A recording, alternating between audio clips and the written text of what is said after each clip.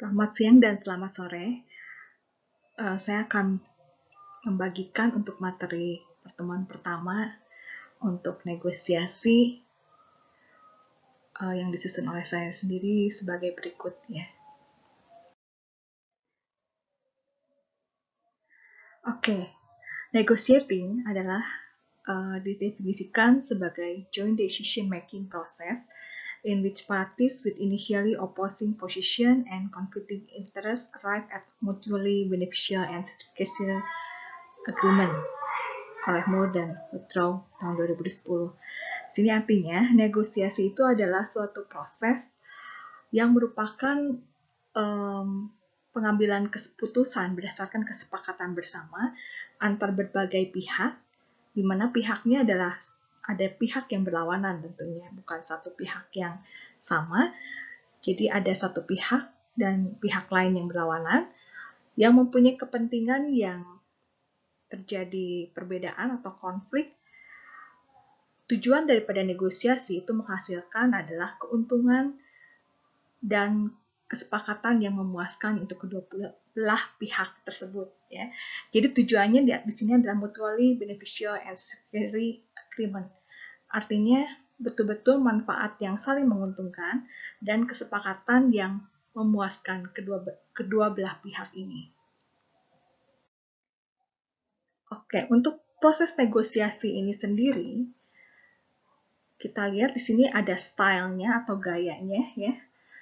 Ada hasil atau outcome di sini dan ada prinsip dalam bernegosiasi. Jadi dalam negosiasi itu penekanannya adalah prinsip bukan aturan. Jadi kalau seseorang itu kalau sudah punya prinsip yang teguh, orang lain berkata apapun tetap memegang teguh prinsipnya. Itu yang dimaksud dengan suatu prinsip negosiasi. Tapi prinsip seseorang sedemikian teguh pun dengan suatu nilai-nilai tertentu sebetulnya masih terjadi perubahan.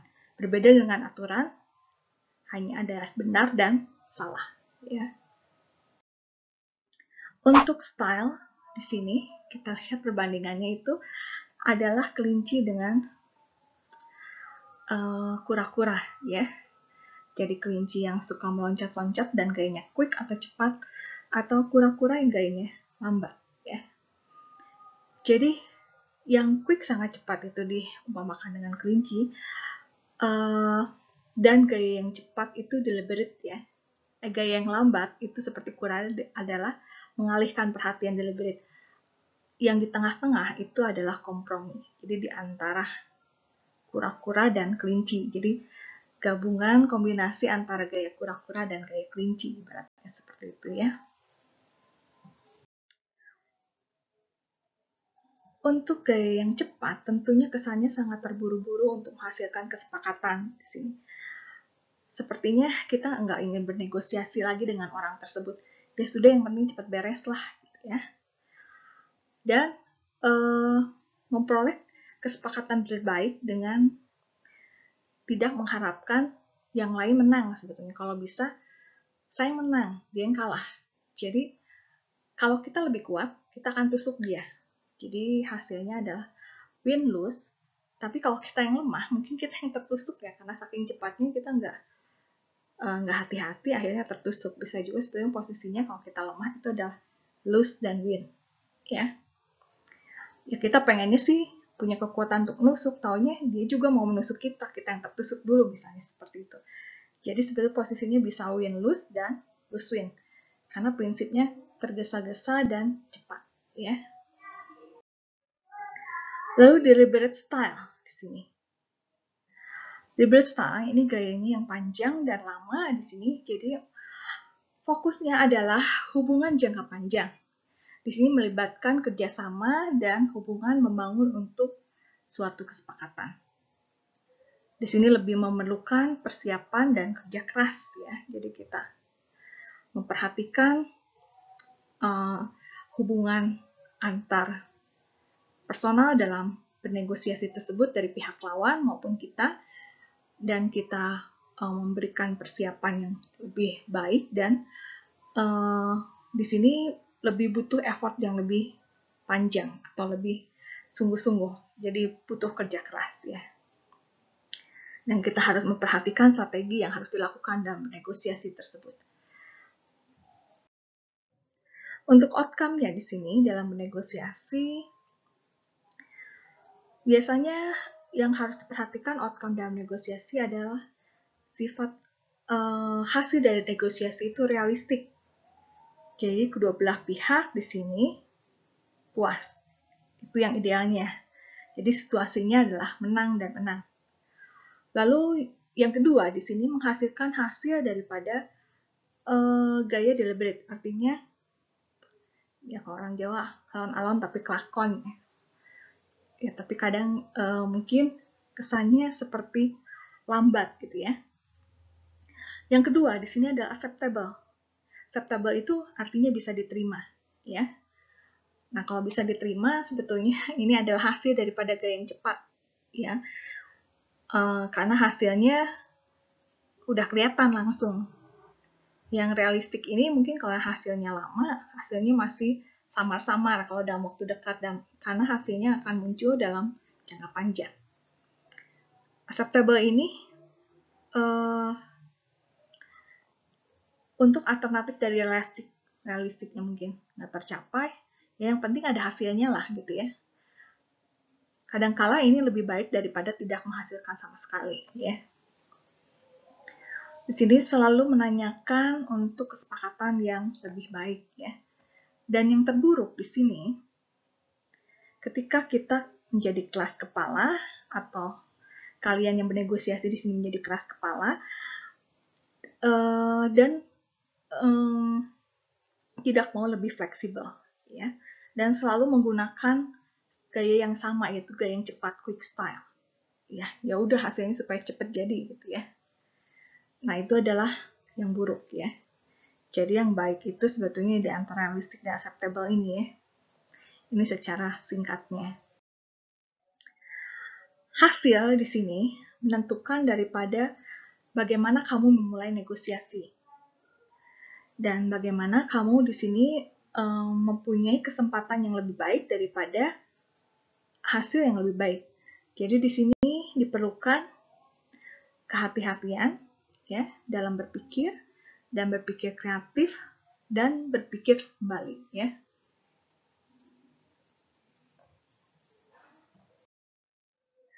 Nah, kita masuk ke prinsipnya sekarang. Dalam prinsip besar ya sebelum kita belajar secara detail dalam pertemuan berikutnya, di sini sebetulnya ya tadi dalam artian prinsip negosiasi aturannya selalu berubah, berarti tidak ada aturan ya, tapi kita harus menyusun suatu catatan atau agenda.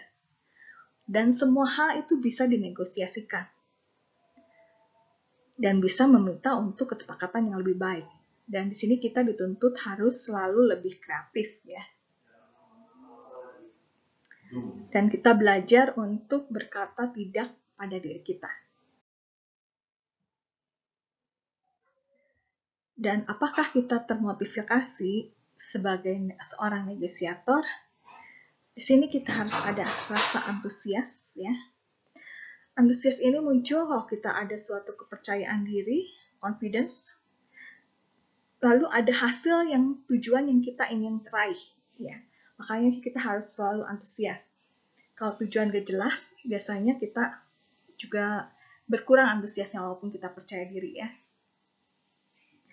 Lalu pengakuan di sini. Pengakuan di sini bisa kita melengkapi daripada hal-hal yang kita ingin negosiasikan, itu kita selalu lengkapi secara detail ya, supaya ada pengakuan daripada kedua belah pihak bahwa kedua belah pihak itu memang menginginkan suatu kesepakatan dari suatu hal yang ingin dibicarakan atau dinegosiasikan. Dan selalu melihat histori ke belakang ya, pat on the back. Jadi artinya alasannya apa sih kita ingin bersepakat atau kita tetap ingin berunding gitu. Apakah memang hal ini layak untuk dirundingkan atau tidak gitu. Dan historinya apakah orang itu enak diajak kerjasama atau enggak ya. Lalu integrity, ya. Di sini harus ada integritas, ya. Demikian hal dengan slogan kita bahwa AIS itu integrity, care, and excellence. Nah, dalam bernegosiasi seorang negosiator yang baik, di situ harus ada integritas. Integritas sebagai seorang negosiator artinya orang yang bisa dipercaya oleh lawan negosiasi. Karena kalau kita menjadi orang yang bisa dipercaya atau pihak-pihak dalam yang menjadi negosiator itu orang-orang bisa dipercaya, itu akan menghasilkan kesepakatan yang lebih baik dan lebih terarah ke arah win-win, ya, dan bisa berhubungan dalam jangka panjang. Jadi integrity itu penting juga dalam hal bernegosiasi. Kepercayaan, ya. Kepercayaan ini jadi menunjukkan bahwa negosiator itu setiap terhadap kesepakatan yang akan diambil setelah deal pun dia melaksanakan apa yang telah disepakati, ya. Jadi sesuai dengan slogan kita, AIS Maranatha itu integrity ini di sini sebagai seorang negosiator. Ya, integrity ini ya kalau kita itu adalah nilai hidup yang dicerminkan oleh Yesus, bahwa Yesus pun selalu setia dalam segala perkara dan turut bekerja dalam segala sesuatu untuk mendatangkan kebaikan bagi kita semuanya, walaupun saat-saat corona seperti ini, ya. Pasti ada sisi baik di balik sisi buruk. Itu ada hikmah di balik segala sesuatu yang terjadi, walaupun hal itu adalah merupakan suatu masalah, ya. Nah, untuk sebagai integrity, karena kita untuk meningkatkan kepercayaan kedua belah pihak, di sini tidak ada kecurangan, ya, no tricky. Jadi di sini kita betul-betul menjaga kredibilitas sebagai seorang negosiator. Nah, tujuannya ya tadi untuk kepercayaan, ya, supaya menjadi orang yang dipercaya. Lalu kemampuan secara sosial di sini bagaimana menjadi orang yang menyenangkan, enjoy people, dan bisa juga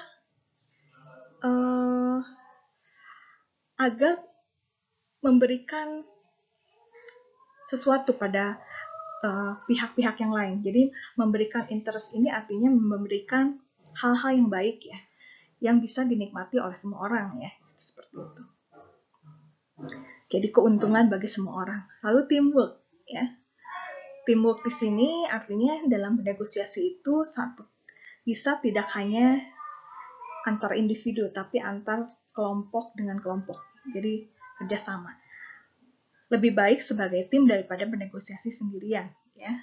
Di sini ada pengendalian diri atau self control. Jadi bisa saling mengingatkan kalau yang satu emosi, diingatkan oleh yang lain, anggota timnya yang lebih sabar, ya, seperti itu. Ataupun misalnya walaupun biasanya dia sabar, tapi suatu waktu emosinya meledak, ya, anggota yang lain pada kala itu dia nggak emosi bisa mengingatkan, ya, seperti itu. Lalu kreativitas, ya. Kreativitas di sini artinya fleksibilitas di sini, ya. Jadi harus ada kefleksibelan dan di sini juga harus bisa melihat banyak hal atau banyak jalan untuk menyelesaikan kesepakatan. Jadi harus melihat dari berbagai sudut pandang, dari berbagai sisi, ya. Dan selalu memikirkan bagaimana agar kedua belah pihak itu menghasilkan win-win solution. Dan model negosiasi di sini bisa investigate, presentation, bargaining, agreement. Ya, jadi bisa bentuknya memperhatikan, investigate. Bisa juga modelnya di sini menyajikan suatu informasi dalam presentasi, bisa memohon-mohon terus meminta, ya, dengan sangat memelas seperti itu, atau di sini kesepakatan bersama. Kalau investigate di sini menyelidiki ya. Oh, keinginan dia apa, maunya apa. Ya oke deh, saya coba ikutin satu persatu gitu ya. Tapi mana yang saya bisa ikutin, mana yang enggak ya. Mungkin yang mana yang kurang menguntungkan saya atau terlalu merugikan saya tolak. Tapi yang kira-kira memberi dia keuntungan nggak terlalu banyak, sedikit, tapi tetap memberi keuntungan saya, is okay. Itu investigate ya. Dan hasil akhirnya adalah kesepakatan juga. Walaupun dengan metode yang tetap agreement juga akhirnya ya. Investigate. Ya, di sini karena kita menyelidiki, ya kalau kita perhatiin satu-satu, kita lihat apa sih yang dimau gitu ya. Apa sih yang diperlukan oleh pihak yang lain, gayanya harusnya seperti apa sih gitu ya. Lalu konsekuensi dari tiap pilihan itu bagaimana. Apakah kita oke lah agak quick style, tapi kita kasihlah berapa poin interest, dia juga udah cukup senang misalnya seperti itu. Atau ini susah kalau quick style, kita malah yang makan seperti terbunuh, lebih baik kita deliberate misalnya seperti itu ya. Itu gaya garis besarnya. Apakah ada konsekuensi dengan tiap pilihan tersebut? Kalau kita quick style, win dengan lose, apakah dia merasa dirugikan? Mau nggak dia kerjasama untuk berikutnya misalnya? Konsekuensi berikutnya itu apa ya? Kita harus perhatikan.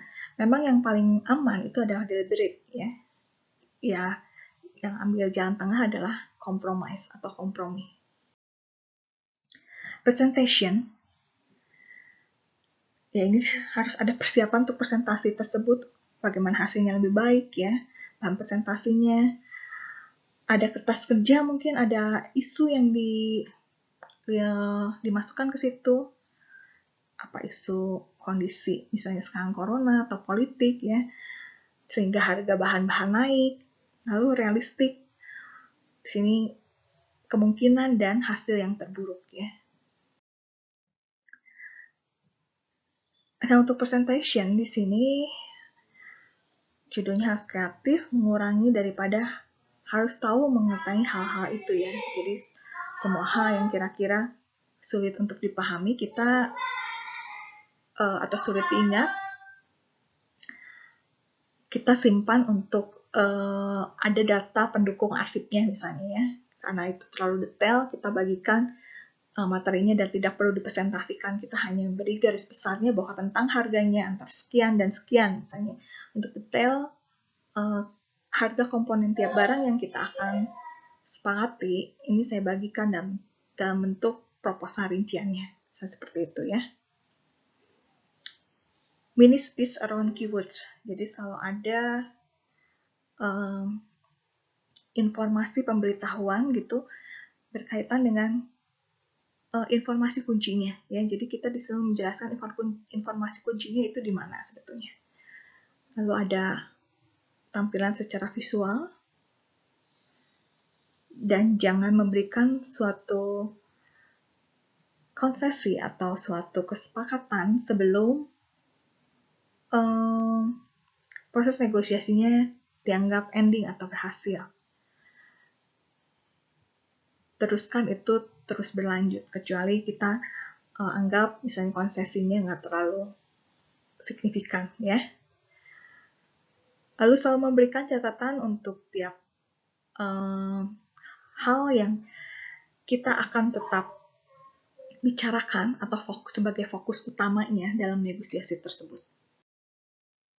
Nah, untuk bergaining di sini, ketika berdebat, tanyakan selalu pertanyaan ya. Jadi di sini kita memintanya dengan banyak bertanya dan selalu berikan pertanyaan terbuka. Sebetulnya yang Anda mau apa gitu ya. Lalu selalu ada pertanyaan secara reflektif dan taktik dalam mengungkapkan negosiasi tersebut ya. Taktiknya di sini kita harus tahu kata apa yang harus digunakan atau strategi apa yang harus digunakan dan yang tidak boleh digunakan ya. Biasanya di sini kita menggunakannya ya, negosiasinya tetap terjadi pembicaraan dan pembicaraannya secara santai, tapi tidak menggunakan hal-hal yang sifatnya emosional ya. Jadi dibawa santai saja gitu ya. Dan hanya berargumentasi pada kasus-kasus yang dianggap khusus ya.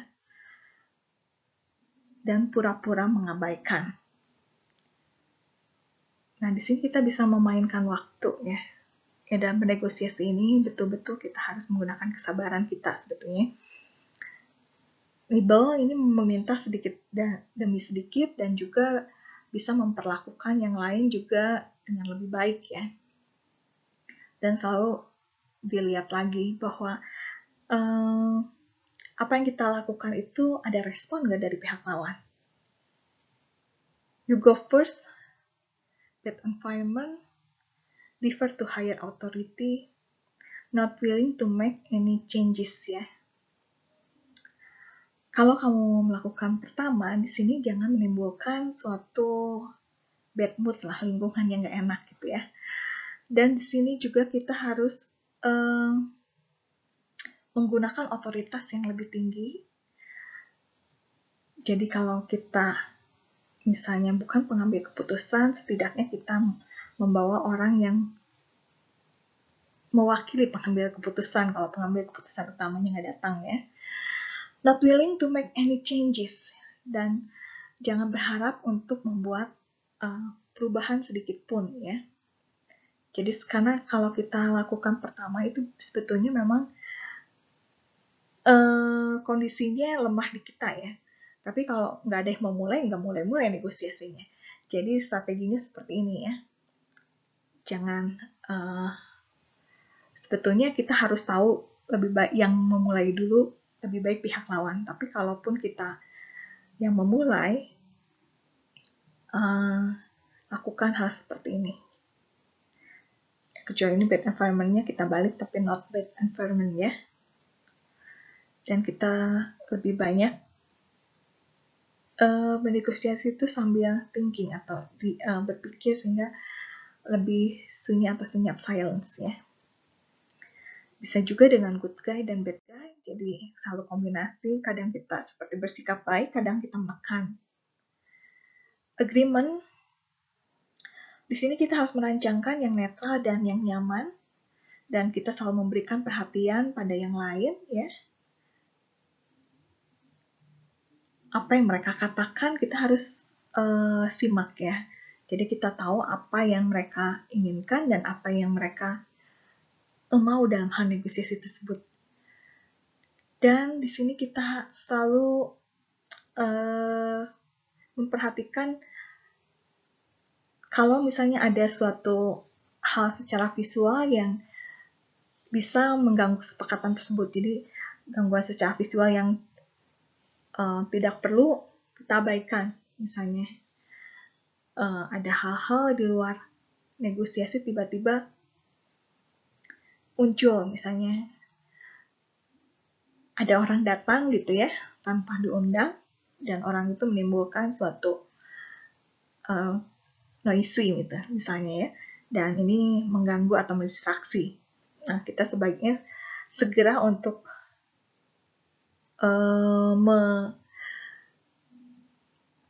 menyelesaikan noisy itu, tapi setelah noisy itu kita bisa selesaikan dan orang itu yang tidak diundang hadir itu bisa kita minta yang lain untuk keluar dari negosiasi tersebut. Di sini kita harus pandai bagaimana kita kembali dalam situasi negosiasi tersebut dengan nyaman tanpa terlihat terganggu ya. Dan selalu menanyakan pertanyaan terbuka dan mendengarkan respon, dan di sini harus selalu proaktif dan reaktif ya perilakunya. Jadi selalu memulai dulu dan selalu bisa mendengarkan. Jadi memulai di sini artinya memulai untuk proaktif melakukan sesuatu yang baik ya. Kalau misalnya kita sifatnya reaktif, selalu reaktif, itu konflik cepat terjadi. Tapi kadang kita perlu untuk memicu supaya jangan terlalu datar misalnya, ya adalah reaktif sedikit ya. It's okay. Jadi good negotiator itu berarti harus kreatif, harus berpikir terus gimana ya kesepakatannya, ada alternatif solusi, versatile, lalu termotivasi dan mempunyai kemampuan ya untuk terus melanjutkan terus negosiasi tanpa terganggu dari kondisi secara emosional ya, terpancing emosi dari pihak lawan ataupun kita dalam kondisi misalnya ada kondisi kesehatan atau hal-hal yang lain sebetulnya yang mengganggu kestabilan emosi kita dalam melakukan negosiasi, kita harus kendalikan ya. Jadi sebenarnya kalau kita lihat negosiasi itu merupakan suatu bagian dari kehidupan. Dan kita sudah bernegosiasi sebetulnya sejak kita lahir ya. Sebagai anak-anak juga selalu tawar-menawar ya secara langsung. Lalu apakah ada aturan tertentu dalam negosiasi? Ya tidak. Apakah berbohong, berbuat curang, dan menipu diperbolehkan? Ya, tapi ada konsekuensinya tadi ya. Ya mungkin kalau dia udah tahu kita curang, nggak akan mau lagi bernegosiasi dengan kita. Jadi negosiasi itu definisikan ada jumlah dari semua cara untuk menyampaikan informasi tentang apa yang kita inginkan dari orang lain. Karena kepentingannya sebetulnya ada suatu kepentingan yang sama yang ingin diraih ya. Negosiasi berarti kompromi dan kreativitas, dan negosiasi itu dalam kata sederhana artinya adalah suatu tawar-menawar. Apa yang tidak termasuk dalam negosiasi? Menang itu bukan segalanya dalam negosiasi, dan negosiasi itu bisa bukan peristiwa yang terjadi berkelanjutan ya. Dan tujuan utama dalam bernegosiasi itu adalah kepuasan sebetulnya yang tertutup ya. Mungkin nanti PDF-nya saya akan sajikan secara full.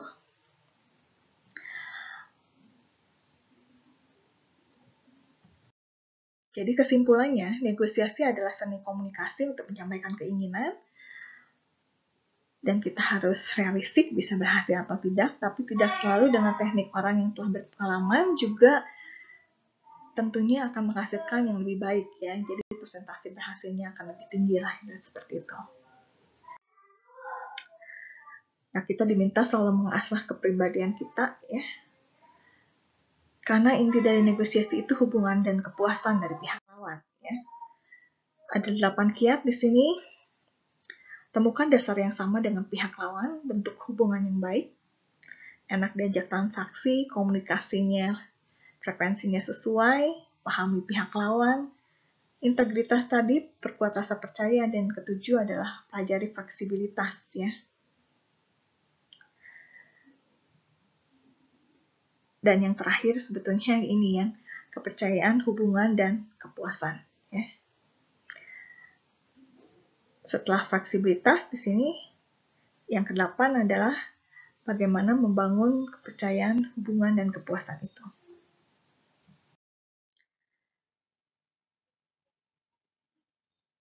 Nah, nggak ada seorang pun pernah bisa menakar atau mengukur ukuran suatu persahabatan, jadi nggak bisa minta sekilo persahabatan atau seember integritas, tapi mereka akan membayar Anda untuk itu jika Anda menyodorkannya, ya. Jadi, artinya persahabatan dan integritas itu adalah suatu hal yang sifatnya terjadi begitu saja, bukan tanpa permintaan, tapi karena hubungan timbal balik tadi dan kepuasan kedua belah pihak, ya. Nah, dalam bernegosiasi ini kita harus kreatif, jadi harus seperti bunglon berubah-ubah dan mengadaptasikan gaya kita dalam negosiasi dengan lingkungan bernegosiasi. Prinsip negosiasi Harvard, nanti kita bisa lihat di link YouTube yang saya sajikan di CLS-nya. Oke, sekian dan terima kasih.